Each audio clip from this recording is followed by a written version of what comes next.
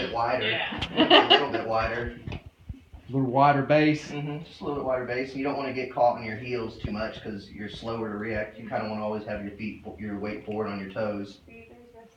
But get back in your stance again. All right. A good stance will always help you because your hands and your head are your first defense in a shot. So, what's your go-to move? Josh? Yes, sir. And Braden? What's your go-to move, Josh? What's your favorite tap offensive? Probably single leg or double leg, and then I go for a cradle. All right. Let me see your single leg shot. That's a high crotch. Yeah. Do it again. That's what he's been pushing a lot, is the high crotch. High crotch single leg. Okay. I don't know if you agree. Yeah. Do it again. You don't want to shoot on that leg when it says, you see how it says trail leg right now? You want to set up your shot. So back up really quick.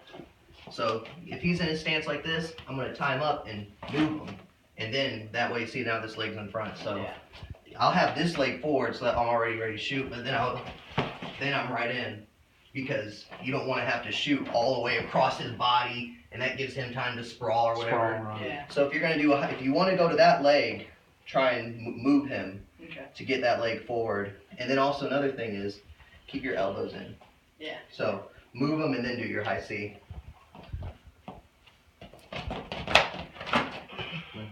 Okay. Do it one more time. Okay. Two things to work on. You tied him up here good. This arm, you were on the outside. You want to try and inside control is always better than outside control. And when you shoot, keep this trail arm tight to you. Don't be out here. Keep it tight in, because otherwise they can hook under you or pancake you. So keep it in here, and once you get here, you can either lift them up or go quick to a double leg. But that would be my two suggestions: is keep inside control when you're tying him up and move him to get that leg forward. And then this arm's good. You're good with this arm, but this trail arm, don't leave it lingering back here. What's your go-to shot? Double leg. Let me see your double leg. Do it again. Abby, get out here.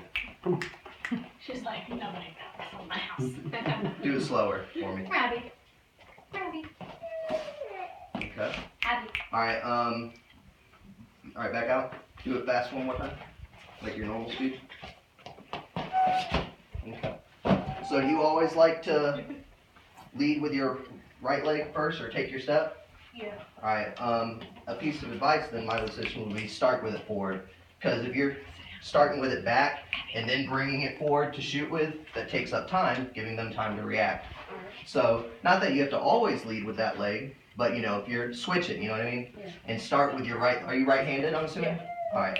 Then that might feel more natural for you. So start with that leg forward, your right leg forward. Okay. Do it again. All right. Now my other suggestion to you, same thing as him in the sense, keep your elbows in, and you don't have to exaggerate it, but just like keep them in, and then also extend a little bit. Use your hands and so when you want to shoot a double leg, you want to be in here. Good level change too will help your double leg. You're wrestling up here quick and in, and once you're here, don't try and pick them up. And if you can wrap your hands, great. You don't always have to lock your hands, but start here, and if you want to, you can. You don't have to, but use your head. Use your head here to help push them that way, and then immediately try not to stay on your knees. Guys get in trouble if they stay down on this knee, and quick. And see, I'm not going straight up here. My step is across his body, because then he's already off his balance. And then, because if I go straight up, one, my butt might be in the air, and that's hard. You want to keep it down under you. But then, I haven't done anything to him yet. I still have to go this way. So with your step across his body. So try that one more time.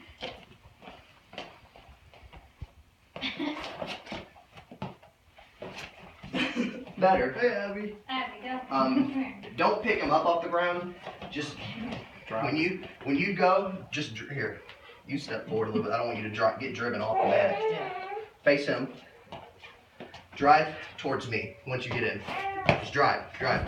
But make sure to come up off that knee when you take that step across. Drive. Better. That's a much better doubling.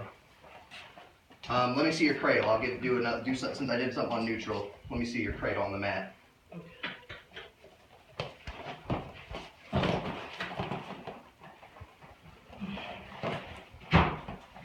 Push her off the mat. What's your grip you got there? Let me see your grip. Finger lock? Yeah. Alright, that's your weakest grip, so you can get a hand clasp or even wrist. You know, that's preferred. I mean, if you have to get a finger lock to start with, Yeah. that's fine, but eventually try and switch to like a hand clasp or wrist and a hand clasp. But that'd be my suggestion. You can just start on the mat, but let me see your cradle again. Abby. Okay. Get back up. How would you set it up if a guy's like wrestling you? Y'all do folk style, right? Where they're trying to escape. Yeah. All right. So start in referee's position. Break him down and show me your breakdown to cradle.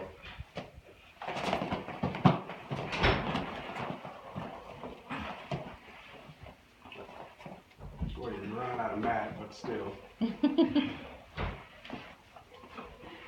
Okay. So, alright, back up. So you start bottom.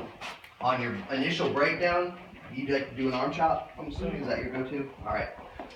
So a few suggestions on your arm chop, and this could be for you too, if you like an arm chop.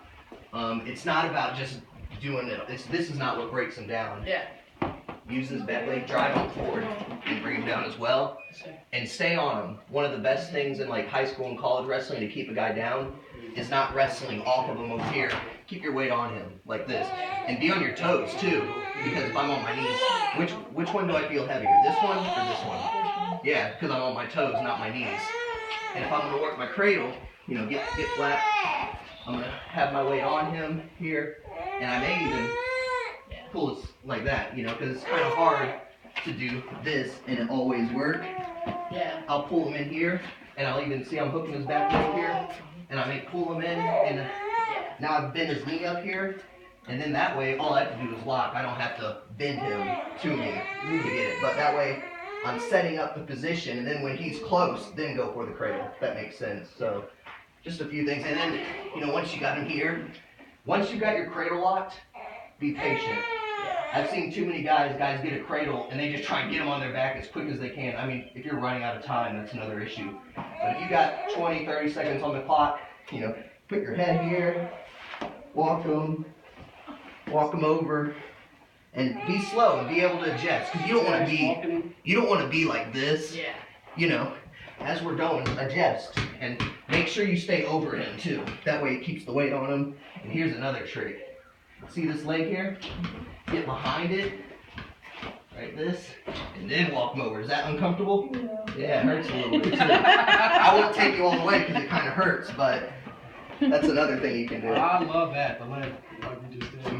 So that's just some advice on setting up a cradle rather than going, right out to the side, trying to bend him. Because if you try and do that to me, I'm just going to put my hip down and look away, and you're not going to get a cradle on me doing that. But break him down flat. Pull on that head, bend him in, hook the leg, or bring his leg up, set it up more rather than just going straight to it. Yeah. Make sense? Yes. What about you? What do you like to do on top? Claw and then break the ankle. And do what with that? And then get the cowboy rod. And Let me see it. Show it, guys. Starting referee's position. Alright.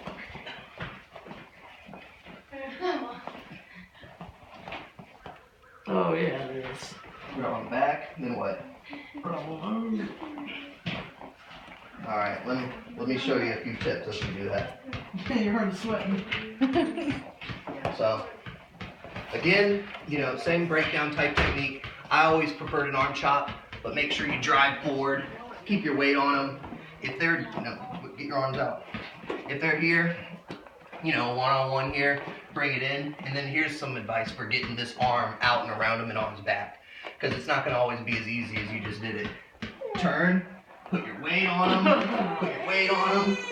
I won't do it to you, I don't want to hurt you, but put all your weight on him, and just turn this wrist out, and then put it up on his back, and then put your weight on the wrist, right here, that way they can't slip out, here. And once you got it here, take your time, you got him. I'll come up, grab his chin, and, you know, twerk his neck a little bit. Make him think about the pain rather than defending the move, you know what I mean? That's right. Make him think about the fact that he's hurting, and then just walk it, and get your chest down here, and use your chest to walk him over. Oh yeah, And feels walk great. that arm around. Walk that arm around. Oh yeah. Because you don't want your belly on his chest. You want to be chest to chest. So, again, it's just about setting up the move rather than going straight to it. You know what I mean? It's almost like a chess match. Yeah. If you know, play chess. So, That's good. that's, you know, we have to go soon, but